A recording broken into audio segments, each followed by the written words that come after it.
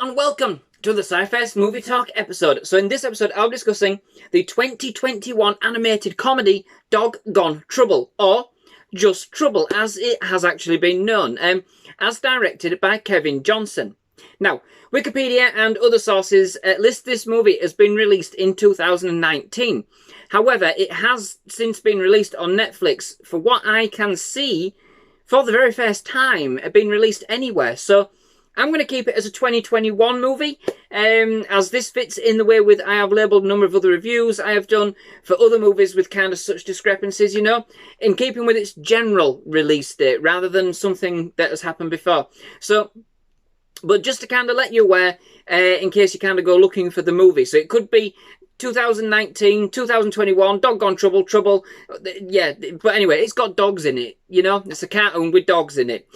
So, in the movie, we meet Trouble, as voiced by Sean Anderson, the pampered pooch and beloved companion of a rich heiress, Mrs. Vanderhoosie, as voiced by Betty White, living together with her, well, in her massive mansion, living a refined life. It's a gourmet selection, you know, for every meal, scented perfume after every stool. Yep, we go there, and you heard me right. Trouble and Mrs. Vanderhoosie do literally everything together, absolute companionship, which makes it very evermore the heartbreaking when Sarah actually passes away.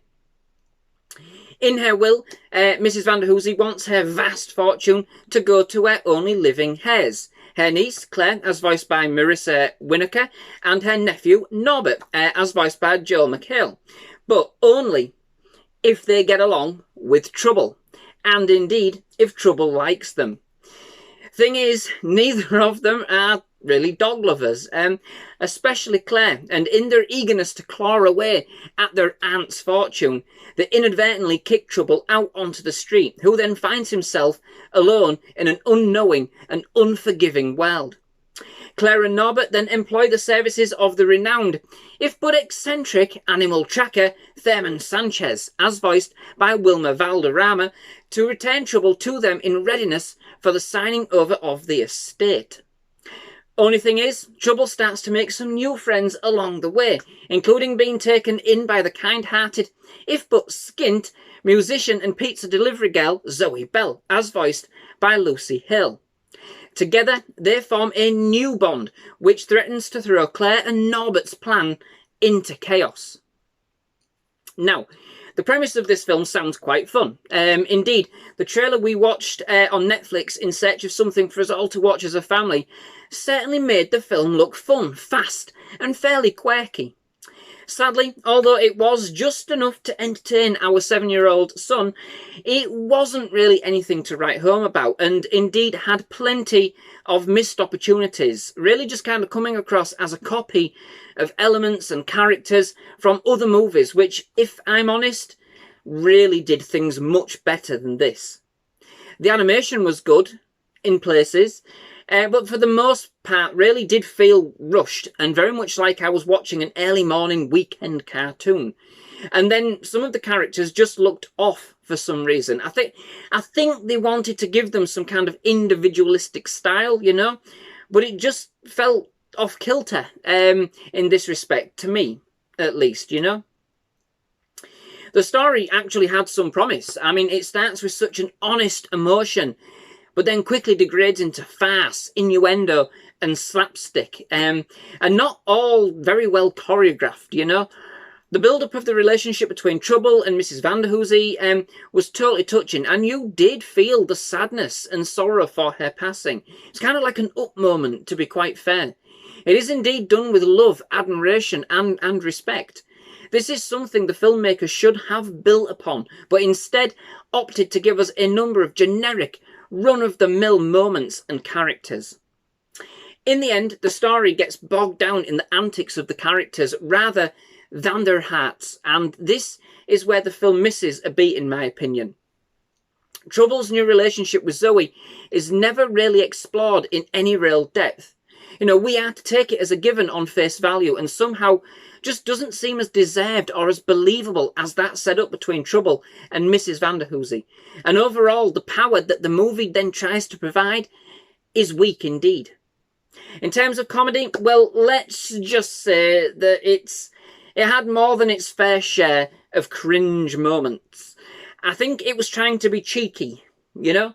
Perhaps aiming its humour towards an older audience, but quite a lot of it came across as unnecessary, slightly vulgar, and that is coming from me, and just not really connecting with its audience at all. We had jokes about trouble, living with a poor person, a lazy millennial, and a bunch of squirrels who were just, well, a little, well, pumped, to say the least. I don't know how many jokes we had to sit through about their nuts. I mean, I am all for a good running joke, but this joke just went on and on and on and never really got off the starting blocks in the first place. Then we had Thurman Sanchez, who I think was supposed to be akin to Ace Ventura.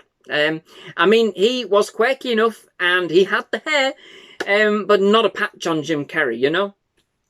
And to top it off, we even have a moment where dogs explain to us how great a feeling it is to wipe their butts by dragging them across the grass.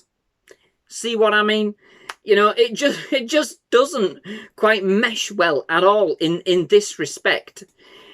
And then we have the voice performances. And for me, I found them to be quite dry and stalled for the most part.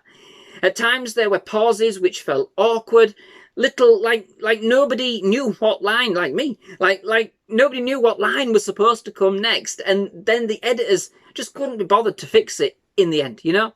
It slaps at that, and it makes everything seem so much more stretched than it should be, given the basic premise of the movie when all is said and done. So, overall, this is a basic film. Great for kids on a rainy day, perhaps. But not a big hit with me, I'm afraid, this time around. It had heart to start with, and but then it lost it quickly, you know, as it turned into farce and innuendo, borrowing too much from other movies with a similar premise, without ever setting out to do its own thing. There were more than a few cringe moments in this film, and for me that just didn't sit right with the overall context of the movie that it was trying to put forward, you know. Quite a lot of the humour completely missed the mark, and I would even say will end up alienating a lot of people.